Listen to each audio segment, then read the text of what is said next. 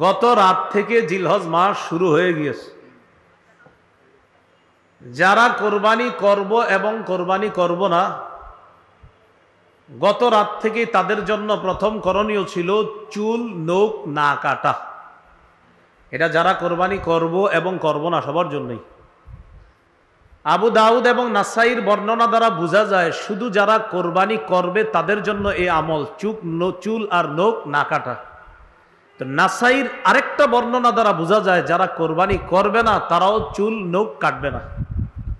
তো প্রথম কথা, যারা কোরবানি করবে তারা এই 10 দিন কোরবানির আগ পর্যন্ত চুল নখ কাটবে না। তিরমিজির বর্ণনা 1523 নম্বর হাদিস।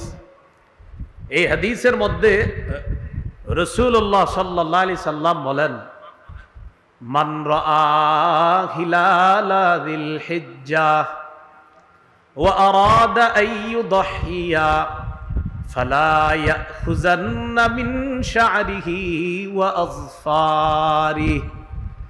যে ব্যক্তি জিলহজ মাসের চাঁদ দেখবে এবং সে যদি কোরবানি দেওয়ার ইচ্ছা করে, সে যেন তার চুল নখ না কাটে, এইগুলা সে যেন না কাটে। হাদিস থেকে কি বুঝলাম? যে কোরবানি দিবে সে চুল কাটবে না, নখ কাটবে না। নাসাইর বর্ণনা, সহিহ মুসলিমেরও বর্ণনা 1977 নম্বর হাদিস। আমাদের মাদ্রাসার পাঠ্যপুস্তক অনুসারে মোট হাদিস সংখ্যা হবে 3033টা মুসলিমের। এই হাদিসে রাসূলুল্লাহ সাল্লাল্লাহু আলাইহি সাল্লাম বলেন, ইযা রাআইতুম হিলালা যিল হিজ্জাহ ওয়া আরাদা আহাদুকুম আন ইউদহিয়া ফালইউমসিক আন শা'রিহি ওয়া আযফারিহি।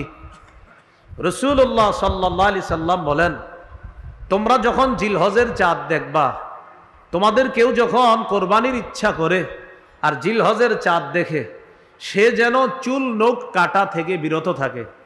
তিরমিজি আর মুসলিমের হাদিস থেকে বুঝলাম যারা কোরবানি দিবে তারা চুল কাটবে না, নখ কাটবে না।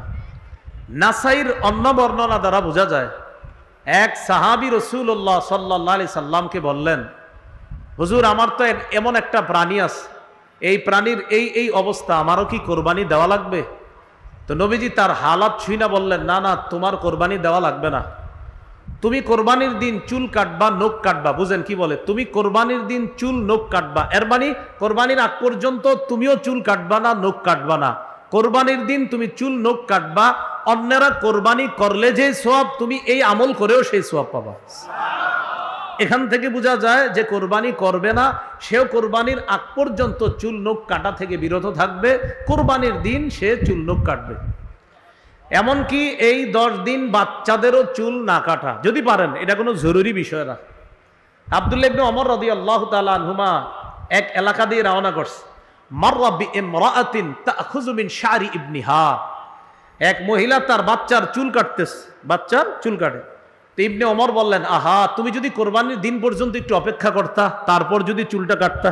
কি বোঝা যায়? বাচ্চার মাকে ইবনে ওমর রাদিয়াল্লাহু তাআলা আনহুমা বললেন, তুমি যদি কোরবানির দিন পর্যন্ত অপেক্ষা করতা, তারপর যদি চুলটা কাটতা। এখান থেকে বোঝা যায় বাচ্চাদেরও 10 দিন পর্যন্ত আপনার চুল না কাটা। এটি কিন্তু জরুরি বিষয় না, যদি করেন খুব ভালো। তাহলে জিলহজের প্রথম কাজ পাইলাম আমরা, চুল নখ না কাটা। জিলহজ মাসের দ্বিতীয় করণীয়, আজকে যারা রোজা রাখছেন আলহামদুলিল্লাহ, যারা রাখতে পারেন নাই বাকি আরো 8টা আছে। তো নিয়ম ছিল 9টা রোজা রাখা। যদি পারেন, আজকে না রাখলেও সমস্যা নেই, বাকি 8টা রাখার চেষ্টা করেন। তো দ্বিতীয় করণীয় জিলহজের 9টা রোজা রাখা। আবু দাউদের বর্ণনা 2437 নম্বর হাদিস, 2437 নম্বর হাদিস। এই হাদিসের মধ্যে আসছে, কানা রাসূলুল্লাহ সাল্লাল্লাহু আলাইহি ওয়াসাল্লাম ইয়াসুমু তিসআ যিল হিজ্জাহ। রাসূলুল্লাহ সাল্লাল্লাহু আলাইহি সাল্লাম 9 জিলহজ পর্যন্ত, জিলহজের প্রথম থেকে 9 জিলহজ পর্যন্ত 9টা রোজা রাখতেন। নাসাইর বর্ণনা 2415 নম্বর হাদিস। এই হাদিসটি সবাই মুখস্থ রাখবেন, অন্যদের কাছে প্রচার করে দিবেন, নিজেরাও সারা জীবন আমল করার চেষ্টা করবেন। আমরাও করব, বলি ইনশাআল্লাহ। নাসাইর 2415 নম্বর হাদিস। قال رسول الله صلى الله عليه وسلم أربع لم يكن يدعهن النبي صلى الله عليه وسلم রাসূলুল্লাহ সাল্লাল্লাহু আলাইহি সাল্লাম চারটি কাজ কখনো ছাড়তেন না। মুখস্থ করি, কয়টি কাজ নবী কখনো ছাড়তেন না? আমরাও ইনশাআল্লাহ চেষ্টা করব এই চার কাজ ভবিষ্যতে ছাড়ব না ইনশাআল্লাহ। নবী কয়টি কাজ ছাড়তেন না? চারটি। এক নম্বর, সিয়ামা আশুরা, মুহররমের 10 তারিখের রোজা রাসূলুল্লাহ সাল্লাল্লাহু আলাইহি সাল্লাম কখনো ছাড়তেন না।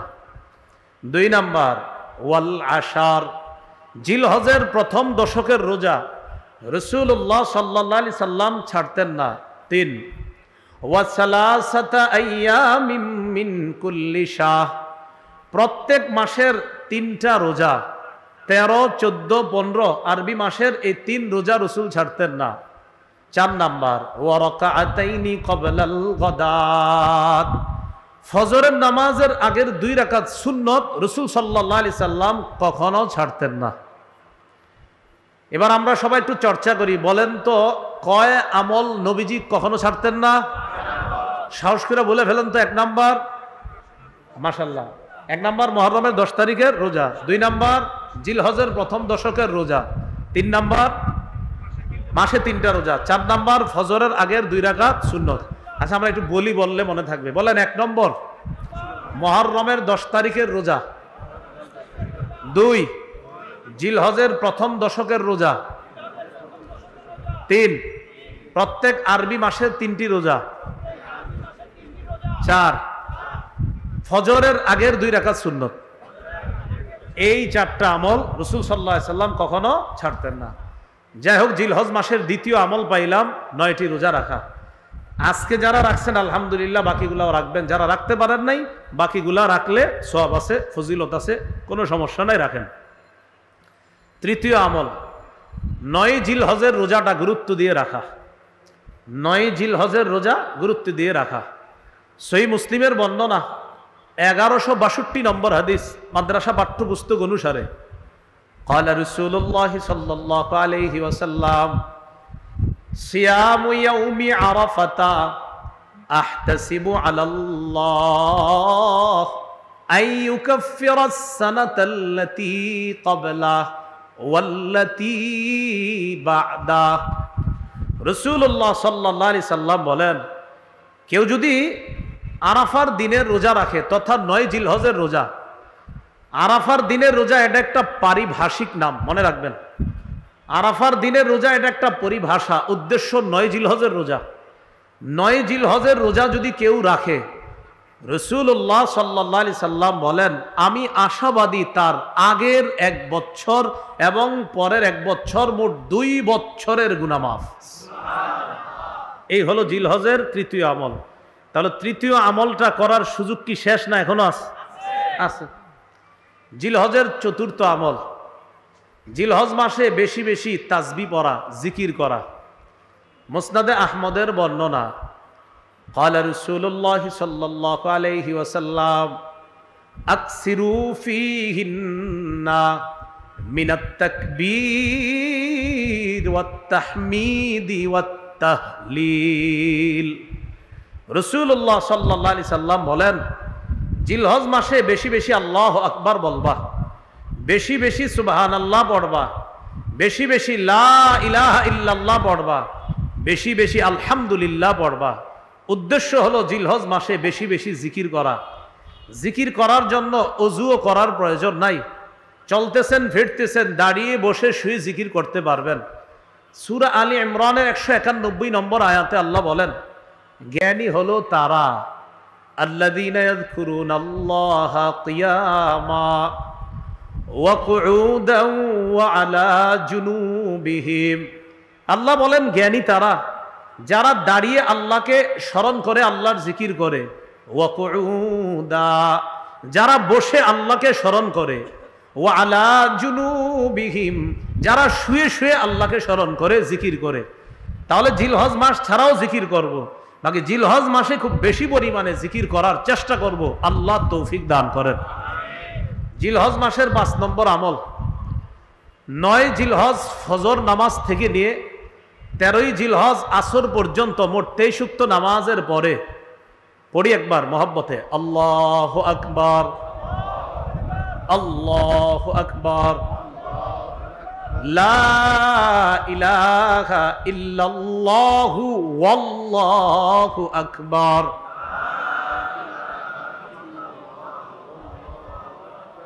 আল্লাহু আকবার। কি বলছি বুঝে আসছে? লা ইলাহা ইল্লাল্লাহু ওয়াল্লাহু আকবার, আল্লাহু আকবার ওয়ালিল্লাহিল হামদ। আল্লাহু আকবার, আল্লাহু আকবার, লা ইলাহা ইল্লাল্লাহু ওয়াল্লাহু আকবার, আল্লাহু আকবার ওয়ালিল্লাহিল হামদ। 9 জিলহজ ফজর থেকে নিয়ে 13ই জিলহজ আসর পর্যন্ত পুরুষরা উচ্চ আওয়াজে একবার, নারীরা নিম্ন আওয়াজে একবার পাঠ করবে। এই 23 উক্ত নামাজের মাঝে কারো কোনো নামাজ যদি কাজা হয়ে যায়, কারো যদি 9 জিলহজ ফজর থেকে নিয়ে 13ই জিলহজ আসর পর্যন্ত কোনো উক্ত নামাজ কাজা হয়, আর ওই কাজা নামাজটা যদি আপনি এই 5 দিনের মধ্যে আদায় করেন, আমি আবারও বলছি 9 জিলহজ থেকে নিয়ে 13ই জিলহজ পর্যন্ত যেই নামাজগুলার পরে তাকবীরে তাশরিক পড়তে হয়, এই নামাজগুলার কোনো এক উক্ত নামাজ যদি উজরের কারণে কারো কাজা হয়ে যায়, আপনি কোনো কারণে এক উক্ত নামাজ কাজা হয়ে গেছে, এর মানে আপনি তাকবীরে তাশরিকটাও দিতে পারেন নাই, নামাজ কাজা মানে তাকবীরও তো দেন নাই। এখন যদি এই 5 দিনের মধ্যে আপনি তাকবীরে তাশরিকের দিনগুলা চলার মধ্যেই যদি ওই উক্ত নামাজের কাজাটা পড়েন, তাহলে কাজা নামাজের পরে এই তাকবীরটাও পড়তে হবে। আল্লাহ জানে বুঝছেন নি সবাই? আমি আশাবাদী বুঝছেন।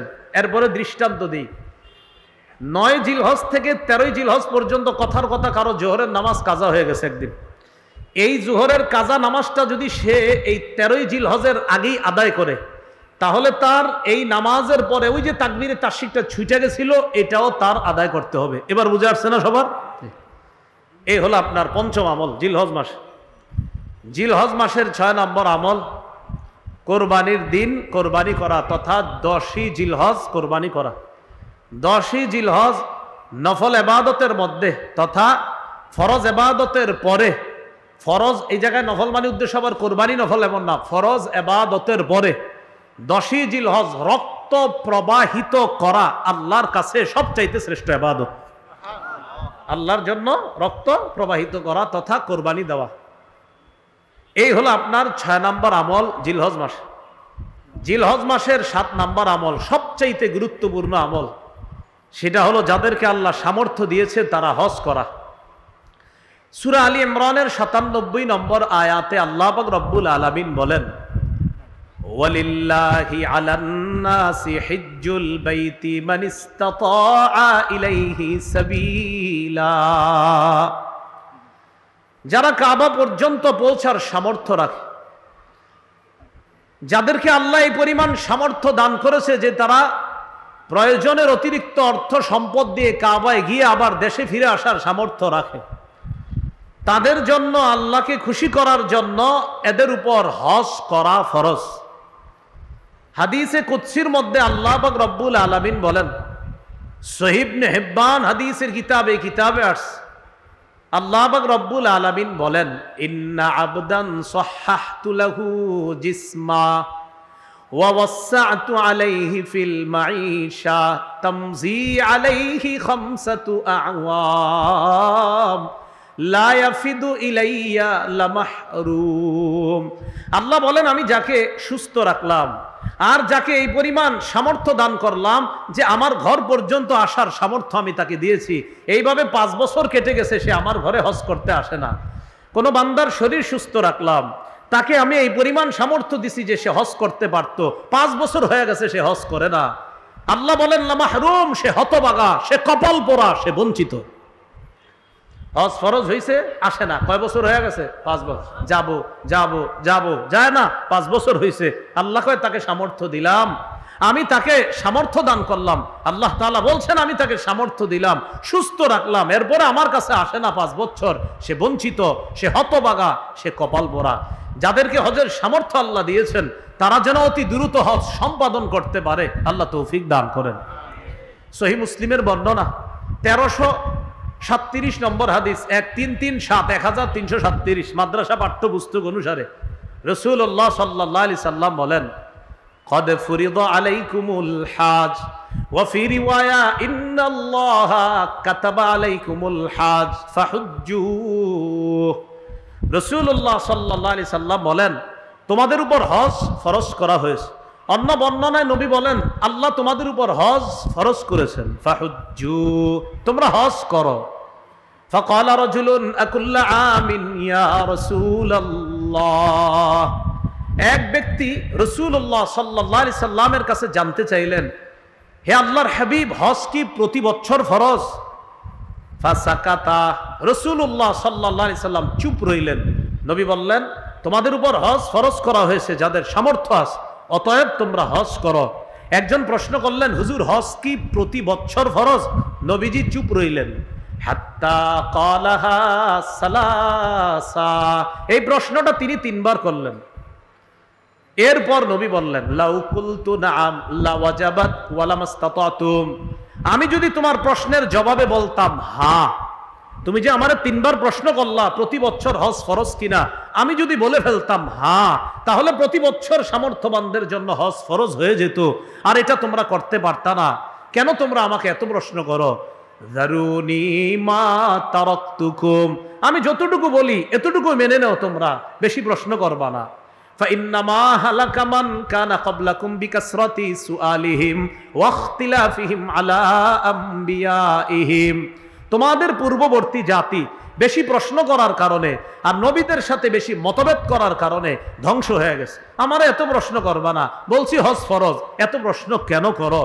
প্রত্যেক বছর হজ ফরজ, আমি নবী যদি বলে ফেলতাম হ্যাঁ, সামর্থ্যবানরা প্রতি বছর হজ করা লাগতো, আর এটা কষ্টকর হয়ে যায়।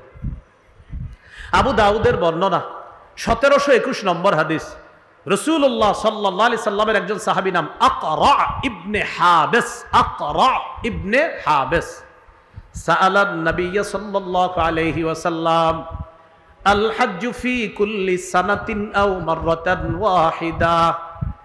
রাসূলুল্লাহ সাল্লাল্লাহু আলাইহি সাল্লামের কাছে প্রশ্ন করলেন, হুজুর হজ কি প্রতি বছর ফরজ নাকি একবার জীবনে? নবীজি সাল্লাল্লাহু আলাইহি সাল্লাম জবাব দিলেন, বাল মাররাতান ওয়াহিদা, না, সামর্থ্যবানদের জন্য জীবনে একবার হজ ফরজ, প্রতি বছর না, বরং জীবনে কয়বার হজ ফরজ? একবার, সামর্থ্যবানদের জন্য হজ ফরজ। এরপর নবী বললেন, ফামান যাদা ফাহুয়া তাতাওউন, কেউ যদি একবারের বেশি হজ করে এটা নফল হবে, কেউ যদি একবারের বেশি হজ করে এটা কি হবে? নফল হবে। এই হলো আপনার হজের ফরজিয়ত। যাদেরকে সামর্থ্য দিছে তারা হজ করা। ভাই, যাদের সামর্থ্য আছে তাড়াতাড়ি হজ করেন। ইবনে মাজার বর্ণনা 2883 নম্বর হাদিস, 2883 এই হাদিসের মধ্যে আছে, ক্বালা রাসূলুল্লাহ সাল্লাল্লাহু আলাইহি ওয়াসাল্লাম মান আরাদাল হজ্জা ফালইয়াতাআজ্জাল, যে ব্যক্তি হজের ইচ্ছা করেছে সে যেন তাড়াতাড়ি হজ করে।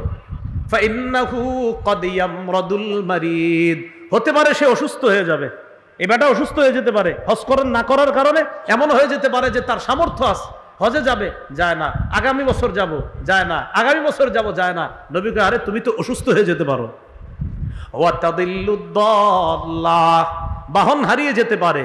ওয়া তারিদুল হাজা, প্রয়োজন এসে যেতে পারে, তখন আর তুমি হজ করতে চাইলেও করতে পারবা না। দেখেন, করোনার আগে অনেক মানুষ হজের টাকা জমাইছে, করোনা আসলো, হজ বন্ধ করে দিল, যেতে পারলো না, আত্মীয় স্বজন বিপদে পড়লো, তাদেরকে টাকা বিলিয়ে দিল। দেখেন, নবী বলছে প্রয়োজন যে কখন আসবে তুমি কিন্তু জানো না, তাই হজের ইচ্ছা করলে তাড়াতাড়ি হজ করে ফেলো। আমরা কি কেউ জানতাম করোনা আসবে? তাহলে দেখেন, এই জন্য যাদের হজ ফরজ, ভাই হজটা করে ফেলেন। আব্দুল্লাহ ইবনে আব্বাস রাদিয়াল্লাহু তাআলা আনহুমার বর্ণনা, সহিহ ইবনে খুজাইমার বর্ণনা, রাসূলুল্লাহ সাল্লাল্লাহু আলাইহি সাল্লামের এই বিশিষ্ট সাহাবী বলেন, তাআজ্জালু ইলাল হজ্জি ইয়ানি আল ফরিদা, তোমরা তাড়াতাড়ি হজ করো। ফাইন্না আহাদাকুম লা ইয়াদরি মা ইয়ারিদু লা, তোমাদের কেউ জানে না কোন প্রয়োজন তার সামনে এসে যেতে পারে, তাই প্রয়োজন আসার আগে হজ আদায় করে ফেলো। বলেন তো, হজে গেলে আল্লাহর একটা শ্রেষ্ঠ ঘর দেখতে পাই, এটাকে কি বলে? কাবা। বলেন, কি বলে? কাবা। রাসূলুল্লাহ সাল্লাল্লাহু আলাইহি সাল্লামের সাহাবী আব্দুল্লাহ ইবনে ওমর রাদিয়াল্লাহু তাআলা আনহুমার বর্ণনা, তিনি বলেন, মুসান্নাফ আব্দুর রাজ্জাক নামে হাদিসের একটা কিতাব আছে, 8817 নম্বর হাদিস। قال رسول الله صلى الله عليه وسلم استمتعوا بهذا البيت فقد هدم مرتين ويرفع في الثالثة। রাসূলুল্লাহ সাল্লাল্লাহু আলাইহি সাল্লাম বলেন, হজ উমরার মাধ্যমে এই কাবা ঘরের থেকে তোমরা তাড়াতাড়ি উপকৃত হও, হজের মাধ্যমেও কাবার থেকে উপকৃত হও, উমরায় যে কাবার দ্বারা উপকৃত হও। মনে রাখবা, ফাকাদে হুদিমা মাররাতাইন, কাবা দুইবার ধ্বংস করা হয়েছে। ওয়ায়ুরফাউ ফিস সালিসা, তৃতীয়বার ধ্বংস করার পর কাবা কিন্তু উঠিয়ে নেওয়া হবে। তাই কাবা উঠিয়ে নেওয়ার আগে তাড়াতাড়ি হজে যাও, উমরায় গিয়ে ওই কাবার দ্বারা উপকৃত হওয়ার চেষ্টা করো। আল্লাহ আমাদের সকলকে, যাদের হজের তৌফিক হয়েছে এখনো যাইতেছি না আমরা, হজের সামর্থ্য আছে যাইতেছি না, আল্লাহ দ্রুত হজ করার তৌফিক দান করেন। ওমর ইবনুল খাত্তাব রাদিয়াল্লাহু তাআলা আনহুর বর্ণনা, তাফসীর ইবনে কাসীরের মধ্যে মুহাম্মদ ইবনে কাসীর রাহমাতুল্লাহি আলাইহি এই বর্ণনাটা আনছেন। তিনি বলেন, قال عمر بن الخطاب رضي الله تعالى عنه من أطاق الحج فلم يحج فسواء عليه أن يموت يهوديا أو نصرانيا। কোন ব্যক্তি হজের সামর্থ্য হলো কিন্তু হজ করলো না, সে ইহুদি হয়ে মারা যাক অথবা খ্রিস্টান হয়ে মারা যাক, এতে আল্লাহর কিছু আসে যায় না। যে ব্যক্তি হজের সামর্থ্য পাওয়ার পরেও সে হজে যায় না, যে ব্যক্তি হজে যাওয়ার যোগ্যতা অর্জন করেছে, হজে যাওয়ার সামর্থ্যবান হয়েছে কিন্তু হজে যায় না, এই ব্যক্তি ইহুদি হয়ে মারা যাক অথবা খ্রিস্টান হয়ে মারা যাক, এতে আল্লাহর কিছু আসে যায় না। নাউজুবিল্লাহ, আওয়াজ দিয়ে পড়ি। আল্লাহ আমাদের সকলকে, আমরা যেন হজ করতে পারি, সকলকে আল্লাহ তৌফিক দান করেন। যাদের টাকা আছে, অর্থ এই বর্তমানে আছে, তারা তো করবো, যাদের অর্থ নাই তারাও নিয়ত করেন যেন আল্লাহ ব্যবস্থা করে দেয়। অনেকে আবার হজে না গিয়ে নিজের সন্ন্যাস দাবি করে, আমি সন্ন্যাসী তাই হজে যাবো না। উনি সন্ন্যাসী, উনি আল্লাহর ওলি, এই জন্য হজে যাবে না। উনি কি সুন্দর কথা, উনি সন্ন্যাসী, হজে গেলে মানুষ দেখে ফেলবে, মানুষ বলবে এই লোকটা কাবার সামনে আসছে, এই জন্য মানুষকে দেখানোর, যেহেতু মানুষ দেখে ফেলবে এই জন্য উনি হজে যাবে না, এটা সন্ন্যাসগিরি। মুসনাদে আহমদে আসছে, রাসূল সাল্লাল্লাহু আলাইহি সাল্লাম বলেন, হজ না কইরা সন্ন্যাসগিরির কোনো স্থান ইসলামের মধ্যে নাই। আবু দাউদের বর্ণনা 1729 নম্বর হাদিস। এই হাদিসের মধ্যে রাসূলুল্লাহ সাল্লাল্লাহু আলাইহি সাল্লাম বলেন, লা সরুরতা ফিল ইসলাম, হজ না করে ইসলামের মধ্যে কোনো বিরাগ্যতা করা, কোনো বৈরাগ্যতা দেখানো, এটার স্থান ইসলামের মধ্যে নাই। তাহলে বলেন তো, হজ ফরজ, সামর্থ্যবান হওয়ার পরেও এই ফরজ হজ অস্বীকার করে কেউ যদি বলে আমি বৈরাগী হয়ে গেছি, আমি সন্ন্যাসী হয়ে গেছি, হজে গেলে মানুষ আমাকে দেখবে, এটা কি বলেন, এটা কি বৈরাগ্যতা নাকি ভণ্ডামি? ওনার হজ ফরজ হচ্ছে, উনি যায় না কেন? মানুষ দেখে ফেলবে, এই জন্য যায় না। রাসূল বলেন এই জাতীয় সন্ন্যাসগিরি ইসলামের মধ্যে নাই। আল্লাহ আমাদেরকে বুঝার তৌফিক দান করেন। এবার মন দিয়ে 11টা কথা শুনবেন। কয়টা? এতক্ষণ আলোচনা এক অংশ গেল, এখন সর্বশেষ 11টা কথা মন দিয়ে শুনেন। 1 নাম্বার, হজের ফজিলত। এই হজের ফজিলতের ক্ষেত্রে 4টি হাদিস বলতেছি, মন দিয়ে শুনেন। তিরমিজির বর্ণনা 811 নম্বর হাদিস। قال رسول الله صلى الله عليه وسلم من حج فلم يرفث ولم يفسق غفر له ما تقدم من ذنبه। যে ব্যক্তি হজ করলো, হজের মধ্যে অশ্লীল কথা বলল না আর অশ্লীল কাজ করলো না, তার আগের গুনাহগুলা মাফ করে দেওয়া হলো।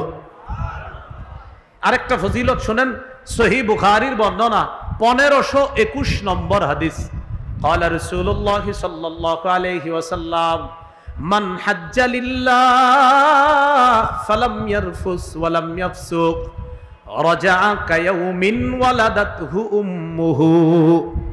রাসূলুল্লাহ সাল্লাল্লাহু আলাইহি সাল্লাম বলেন, কেউ যদি আল্লাহর জন্য হজ করে, হজের মধ্যে যদি অশ্লীল কথা না বলে, অশ্লীল কাজ না করে, তার মা তাকে জন্ম দিলে যেমন নিষ্পাপ, এমন নিষ্পাপ সদ্য নবজাতক শিশুর মতো সে হজ থেকে ফিরে আসবে। আরেকটা ফজিলত শুনেন, قال رسول الله صلى الله عليه وسلم من حج لله فقضى مناسكه।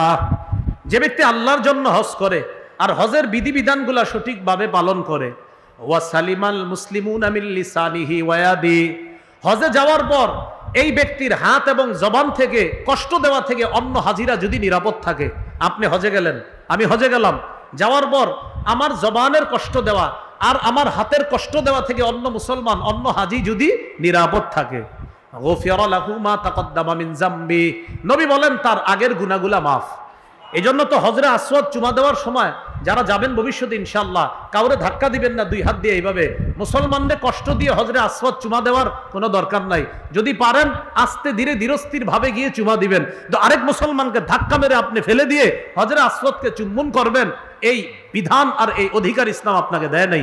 মুসলমানকে কষ্ট দেওয়া যাবে না। হ্যাঁ, আপনি আস্তে ধীরে গিয়ে হজরে আসওয়াদকে চুমা দেন, অথবা আপনি চান্স খুঁজতে থাকেন, কয়েকবার চক্কর দিতে থাকেন।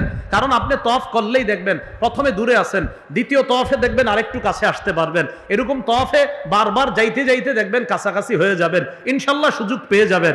বুঝাইতে চাইলাম, পাথর চুমা দিতে গিয়ে আপনার হাত, আপনার জবান দিয়ে অন্য কোনো মুসলমান যেন কষ্ট না পায়। চুমা তো অবশ্যই দেওয়ার চেষ্টা করবেন, কিন্তু মুসলমানকে অবশ্যই কষ্ট দিবেন না। দুইটা কথা বলছি, অবশ্যই চুমা দেওয়ার চেষ্টা করবেন পাথর, আবার অবশ্যই মুসলমানকে কষ্ট না দেওয়ার চেষ্টা করবেন। কথা বুঝে আসেনি? এটাও করা যাবে না, আবার এটা করতে হবে। পাথরেও চুমা দিব ইনশাল্লাহ, আবার মুসলমানকে কষ্ট দেওয়া যাবে না। এইগুলো আপনার হজের আরেকটা ফজিলত বলি। মুসলিম শরীফের বর্ণনা 121 নম্বর হাদিস, একদম শুরু দিকে আছে। নবীর সাহাবী আমর ইবনুল আস রাদিয়াল্লাহু তাআলা মারা যাবে অবস্থা, মনটা খারাপ, মুমূর্ষ অবস্থায় সাহাবীরা তার পাশে। তখন তাকে সান্ত্বনা দিয়ে সাহাবায়ে কেরাম বললেন, আমা আলিমতা ইয়া আমরু আন্নাল ইসলামা ইয়াহদিমু মা কানা ক্বাবলা। আমর, এত চিন্তা করো কেন? তুমি কি জানো না ইসলাম তার আগের গুনাহগুলা ধুয়ে মুছে মিটিয়ে দেয়, ধ্বংস করে দেয়। আরে তুমি তো মুসলমান হয়েছো, তুমি তো ইসলাম গ্রহণ করেছো, এর মানে ইসলাম গ্রহণ করাটাই তোমার আগের গুনাহ মাফের জন্য যথেষ্ট হয়ে গেছে। আমা আলিমতা আন্নাল ইসলামা ইয়াহদিমু মা কানা ক্বাবলা ওয়া আন্নাল হিজরাতা তাহদিমু মা কানা ক্বাবলাহা। হিজরত করলে হিজরত আগের গুনাহগুলা ধ্বংস করে দেয়, ধুয়ে মুছে সাফ করে দেয়। ওয়া আন্নাল হাজ্জা ইয়াহদিমু মা কানা ক্বাবলা। হজ করলে হজ তার আগের গুনাহগুলা ধ্বংস করে দেয়, ধুয়ে মুছে সাফ করে দেয়। কয়টা কথা জানি বলবো? 11টা। 11টার মধ্যে এই প্রথম কথা গেল হজের ফজিলত। এবার দ্বিতীয় কথা, হজ্জে মাবরুরের ফজিলত। এতক্ষণ বলছি হজের ফজিলত, এখন জানবো হজ্জে মাবরুরের ফজিলত। আল্লাহর কাছে সবাই দোয়া করবেন, আত্মীয় স্বজন যারা হজে গেছে, আল্লাহ আমার ওই আত্মীয়কে আপনি হজ্জে মাবরুর নসিব করবেন, এই দোয়া করবেন। হজ্জে মাবরুরের ফজিলত শোনেন, সহিহ বুখারী 1773 নম্বর হাদিস। ক্বালা রাসূলুল্লাহ সাল্লাল্লাহু আলাইহি ওয়াসাল্লাম, আল উমরাতু ইলাল উমরা কাফফারাতুল লিমা বাইনাহুমা। এক উমরা আর আরেক উমরা, দুই উমরার মাঝে যেই গুনাহগুলা হয়, পরবর্তী উমরা আগের গুনার জন্য কাফফারা হয়ে যায়। সুবহানাল্লাহ। ওয়াল হজ্জুল মাবরুর লাইসা লাহু জাযাউন ইল্লাল জান্নাহ। নবীজি বলেন, হজ্জে মাবরুরের প্রতিদান একমাত্র আল্লাহর জান্নাত। হজ্জে মাবরুরের প্রতিদান আল্লাহর জান্নাত। আরেকটা ফজিলত শুনেন হজ্জে মাবরুরের, 810 নম্বর হাদিস। قال رسول الله صلى الله عليه وسلم تابعوا بين الحج والعمرة فإنهما ينفيان الفقر والذنوب كما ينفي الكير خبث الحديد والذهب والفضة। রাসূলুল্লাহ সাল্লাল্লাহু আলাইহি সাল্লাম বলেন, কামারের হাপর, লোহা, স্বর্ণ আর রূপার জং ময়লা যেমন দূর করে দেয়, হজ আর উমরা দারিদ্রতা এবং গুনাহকে এইভাবে দূর করে দেয়, ধুয়ে মুছে সাফ করে দেয়। হজে গেলে টাকা খরচ হয় না? হয় না? হজে গেলে টাকা খরচ হয় কিনা? নবীজি বলেন, টাকা দেখতেছো খরচ হয়, তোমার দারিদ্রতা দূর হয়। সুবহান। আরে ভাই, টাকা গেলে কি টাকা কমলো না বাড়লো? বলেন, কমলো। টাকা গেলে কি কমলো না? আমার যে এই যে 7 লাখ টাকা হজে যাবে, এটা কি বাড়লো না কমলো? নবীজি কয়, তোমার দারিদ্রতা দূর হইছে। হজ করলে দারিদ্রতা দূর হবে, গুনাহ দূর হবে। যেমন কামারের হাপর, লোহার ময়লা জং, স্বর্ণ রূপার ময়লা জং দূর করে দেয়, হজ করলে দারিদ্রতা এবং গুনাহগুলাকে এইভাবে ধুয়ে মুছে সাফ করে দেয়। এরপরে শেষে নবী বলেন, ওয়ালাইসা লিল হাজ্জাতিল মাবরুরাতি সাওয়াবুন ইল্লাল জান্নাহ। হজ্জে মাবরুরের প্রতিদান সওয়াব একমাত্র আল্লাহর জান্নাত। হজ্জে মাবরুর যদি আল্লাহ কাউকে নসিব করে, তার সওয়াব, তার প্রতিদান, সেটা মরার পরেই আল্লাহর জান্নাতের মেহমান হয়ে যায়। হজ্জে মাবরুর কি জিনিস সাহাবীরা প্রশ্ন করছে, ওয়া মা বিররুহু ইয়া রাসূলুল্লাহ, হুজুর হজের মধ্যে মাবরুর জিনিসটা কি, বীর জিনিসটা কি, সদাচার কি? নবীজি বললেন ইতআমুত তাআম ওয়া তিবুল কালাম, হজের মধ্যে অন্য হাজী সাহেবকে খাওয়ানো আর উত্তম কথা বলা, ওই হজটা আশা করা যায় হজ্জে মাবরুর হিসাবে কবুল হবে। হজে গিয়ে হাজী সাহেবরে খাওয়াবেন আর সুন্দর কথা বলবেন, তো আশা করা যায় এই হজ্জে মাবরুর হিসাবে আল্লাহ কবুল করবেন। এই গেল 2 নম্বর কথা। 3 নম্বর কথা, হজ্জে মাবরুর হলো সবচাইতে শ্রেষ্ঠ আমল। হজ্জে মাবরুর সবচাইতে শ্রেষ্ঠ আমল। সহিহ বুখারীর বর্ণনা 26 নম্বর হাদিস, সুইলা রাসূলুল্লাহ সাল্লাল্লাহু আলাইহি ওয়াসাল্লাম আইয়ুল আমালি আফজালু ইয়া রাসূলুল্লাহ, রাসূলুল্লাহ সাল্লাল্লাহু আলাইহি সাল্লামকে প্রশ্ন করা হলো কোন আমল সবচাইতে শ্রেষ্ঠ? নবীজি বললেন ঈমানুন বিল্লাহি ওয়া রাসূলিহি, আল্লাহর প্রতি ঈমান আনা, রাসূলের প্রতি ঈমান আনা সবচাইতে শ্রেষ্ঠ আমল। কিলা সুম্মা মাজা, এরপর কোনটা? নবীজি বললেন আল জিহাদু ফি সাবিলিল্লাহ, এরপর শ্রেষ্ঠ আমল হলো আল্লাহর রাস্তায় জিহাদ করা। কিলা সুম্মা মাজা, এরপর শ্রেষ্ঠ আমল কোনটা? নবীজি বললেন হজ্জুন মাবরুর, হজ্জে মাবরুর যদি আল্লাহ কাউকে নসিব করে, এটা হলো এরপর সবচাইতে শ্রেষ্ঠ আমল, সবচাইতে শ্রেষ্ঠ ইবাদত। তাহলে হজ্জে মাবরুর এটা একটা শ্রেষ্ঠ ইবাদত। অন্য হাদিসের মধ্যে আসছে, নবীজি বলেন হাজ্জাতুন বাররাতুন তাফজুলু সাইরাল আমাল কামা বাইনা মাতলিইশ শামসি ইলা মাগরিবিহা, সূর্যের উদয়স্থল অস্তস্থল তথা পূর্ব পশ্চিমের দূরত্ব যতটা, হজ্জে মাবরুরের ফজিলত অন্য আমলের তুলনায় আল্লাহর কাছে এই পরিমাণ দূরত্ব। হজ্জে মাবরুর, আল্লাহ আমাদের সকলকে হজ্জে মাবরুর যেন করতে পারি তৌফিক দান করেন। 4 নাম্বার, বলেন আমার সাথে, মহিলাদের বলেন শ্রেষ্ঠ জিহাদ হজ্জে মাবরুর। আবার মহিলাদের শ্রেষ্ঠ জিহাদ হজ্জে মাবরুর। সহিহ বুখারীর বর্ণনা 1520 নম্বর হাদিস, আম্মাজান আয়েশা সিদ্দিকা রাদিয়াল্লাহু তাআলা আনহা রাসূলুল্লাহ সাল্লাল্লাহু আলাইহি সাল্লামকে জিজ্ঞাসা করলেন নারাল জিহাদা আফজালাল আমাল আফালা নুজাহিদু ইয়া রাসূলুল্লাহ, হুজুর আমরা তো জিহাদকে শ্রেষ্ঠ ইবাদত মনে করি, আমরা কি জিহাদ করব না? রাসূলুল্লাহ সাল্লাল্লাহু আলাইহি সাল্লাম বললেন না, তোমরা জিহাদ করবা না। নবীজি বললেন তোমরা জিহাদ করবা না, নারীরা জিহাদ করবা না। ওয়ালাকিন্না আফজালাল জিহাদ আল হজ্জু ওয়াল উমরা, তোমরা নারীরা যারা, তোমাদের শ্রেষ্ঠ জিহাদ হলো হজ করা, উমরা করা। হজ্জুন মাবরুর, হজ্জে মাবরুর যদি তোমাদের নারীদেরকে আল্লাহ নসিব করে, এই হজ্জে মাবরুর করাটাই তোমাদের জন্য শ্রেষ্ঠ জিহাদ। তাহলে নারীদের জন্য শ্রেষ্ঠ জিহাদ কি করা? হজ্জে মাবরুর। قال رسول الله صلى الله عليه وسلم جهاد الكبير والضعيف والمرأة الحج والعمرة, রাসূলুল্লাহ সাল্লাল্লাহু আলাইহি সাল্লাম বলেন বুড়া মানুষের জিহাদ, দুর্বলের জিহাদ, নারীর জিহাদ হলো হজ করা, উমরা করা। বৃদ্ধ মানুষের জিহাদ হজ করা, উমরা করা। দুর্বলের জিহাদ হজ করা, উমরা করা। ছোট মানুষের, আপনার বৃদ্ধের জিহাদ, নারীর জিহাদ হলো হজ করা, উমরা করা। এবার একটা মজার হাদিস বলি আপনাদেরকে। এক ব্যক্তি রাসূলুল্লাহ সাল্লাল্লাহু আলাইহি সাল্লামের কাছে আসার পরে বলে ইন্নী জাবানুন ওয়া ইন্নী দাঈফুন, হুজুর আমি ভীরু, আমি দুর্বল, আমি তো জিহাদ করতে পারি না। হুজুর এমন জিহাদ আসেনি যে জিহাদ, আমি দুর্বল মানুষ কিন্তু আমি তো জিহাদে যাইতে ভয় পাই, আমার আসলেই দুর্বলতা, আমি কি করব হুজুর? নবীজি বললেন তোমার জন্য একটা জিহাদ আছে। সুবহানাল্লাহ। হালুম্মা ইলাল জিহাদিলা শাওকাতা ফি, আসো তুমি এমন জিহাদের দিকে যে জিহাদে কোনো অস্ত্র শস্ত্রের প্রয়োজন হয় না, শত্রুর প্রয়োজন হয় না।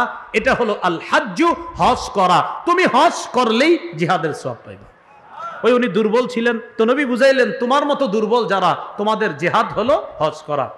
এইগুলো আজকের আমার শেষ দিকের যে 11টা কথা বলবো, এর 4 নাম্বার কথা, নারীদের জিহাদ, দুর্বলের জিহাদ এবং বৃদ্ধ মানুষের জিহাদ, হজ করা, উমরা করা। আল্লাহ আমাদের সকলকে কথাগুলা বুঝার তৌফিক দান করেন। যাদের বৃদ্ধ বাবা আছে, দেখেন না যদি শক্তি সামর্থ্য থাকে হজ করাইতে পারেন কিনা, আল্লাহ তৌফিক দান করেন। 5 নাম্বার কথা একটু বলেন আমার সাথে, হাজী সাহেব, উমরা আদায়কারীগণ, তাদের দোয়া আল্লাহ কবুল করেন। ইবনে মাজার বর্ণনা 2892 2893 এই দুই হাদিসের মধ্যে আছে قال رسول الله صلى الله عليه وسلم الحجاج والعمار وفد الله। আরেক বর্ণনায় الغازي والحاج والمعتمر وفد الله। আরেক বর্ণনায় ওয়াফদুল্লাহি সালাসা আল গাজী ওয়াল হাজ ওয়াল মুতামির। রাসূলুল্লাহ সাল্লাল্লাহু আলাইহি সাল্লাম বলেন তিন ব্যক্তি আল্লাহর প্রতিনিধি। বলেন কয় ব্যক্তি আল্লাহর প্রতিনিধি? আবার কয় ব্যক্তি আল্লাহর প্রতিনিধি? বলেন এক মুজাহিদ, দুই হাজী সাহেব, তিন উমরা আদায়কারী। নবীজি বলেন ইনিস্তাগফারুহু গফারা লাহুম, তারা আল্লাহর কাছে ক্ষমা চাইলেই আল্লাহ মাফ করে দেয়। পরের বর্ণনায় নবী বলেন দাআহুম ফাআজাবু, দেখেন কি বলে, আল্লাহ তাদেরকে ডেকেছে তারা সাড়া দিয়েছে। সাআলুহু ফাআতাহুম, তারা আল্লাহর কাছে চেয়েছে আল্লাহ তাদেরকে দিয়েছে। এবার দেখেন আল্লাহ ডেকেছে তারা গিয়েছে, তারা চেয়েছে আল্লাহ দিয়েছে। আবার বলি আমি, দাআহুম ফাআজাবুহু সাআলুহু ফাআতাহুম, আল্লাহ হাজী সাহেবদেরকে ডেকেছে তারা আল্লাহর ডাকে সাড়া দিয়েছে, এবার তারা আল্লাহর কাছে চেয়েছে আল্লাহ তাদেরকে দিয়েছে। তাহলে আবার সুন্দর মতো বলি, দেখেন আল্লাহ তাদেরকে ডেকেছে তারা সাড়া দিয়েছে, এবার তারা ডেকেছে আল্লাহ সাড়া দিয়েছে।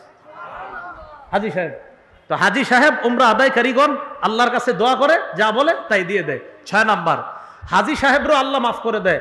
হাজী সাহেব আমাদের জন্য যদি আল্লাহর কাছে বলে আল্লাহ তাদেরকেও আপনি মাফ করেন, তো আল্লাহ তাদেরকেও মাফ করে দেয়। قال رسول الله صلى الله عليه وسلم يغفر الله للحاج ولمن استغفر له الحاج। রাসূলুল্লাহ সাল্লাল্লাহু আলাইহি সাল্লাম বলেন আল্লাহ পাক রব্বুল আলামিন হাজী সাহেবকে মাফ করে, হাজী যার জন্য ক্ষমা চায় আল্লাহ তাকেও মাফ করে দেয়। তাহলে আমরা যারা হজে গিয়েছে তাদেরকে ফোন করে এই কথা বলা যে আমার জন্য আপনি আল্লাহর কাছে দোয়া করবেন, কারণ হাজী যার জন্য দোয়া করবে আল্লাহ তাকেও মাফ করে দিবে। এগুলো 6 নম্বর কথা। 7, হজে গেলে কষ্ট হয়, হজে গেলে খরচ হয়। হজে গেলে কষ্ট হয়, হজে গেলে খরচ হয়। আম্মাজান আয়েশা সিদ্দিকা রাদিয়াল্লাহু তাআলা আনহার বর্ণনা, তাকে রাসূলুল্লাহ সাল্লাল্লাহু আলাইহি সাল্লাম বলেন ইন্না লাকি মিনাল আজরি আলা কদরি নাসাবিকি ওয়া নাফাকাতিক। আয়েশা, হজে আসার পর যেই পরিমাণ কষ্ট আর খরচ হয়, এই কষ্ট আর খরচের প্রতিটা কষ্ট আর খরচের বিনিময় আল্লাহর পক্ষ থেকে তুমি পেয়ে যাইবা। মুসনাদে আহমদের 23,000 হাদিস, হাদিস নাম্বার কত? 23,000, অর্থাৎ 23,000 মানে হাদিস নাম্বারটাই 23,000 নাম্বার হাদিস। এই হাদিসে আসছে রাসূলুল্লাহ সাল্লাল্লাহু আলাইহি সাল্লাম বলেন আন নাফাকাতু ফিল হজ কান নাফাকাতি ফি সাবিলিল্লাহ, হজের মধ্যে খরচ করা জিহাদের ময়দানে খরচ করার মতো।